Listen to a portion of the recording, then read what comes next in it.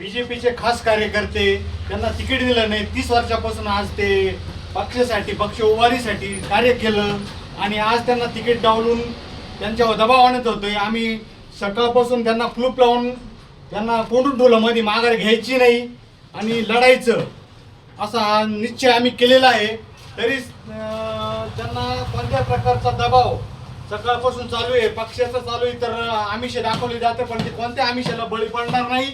आणि पक्षासाठी आणि इकडून पुढं काही विषय नाही राहिला. आता ते निष्ठावान आणि सामान्य कार्यकर्ते लोकांसाठी जिंकून येणार असं आम्ही धरलेलं आहे. आणि सकाळी खूप लोक आले, खूप दबाव टाकला, पैसे कोणी काय पैसेच आम्ही दाखवले.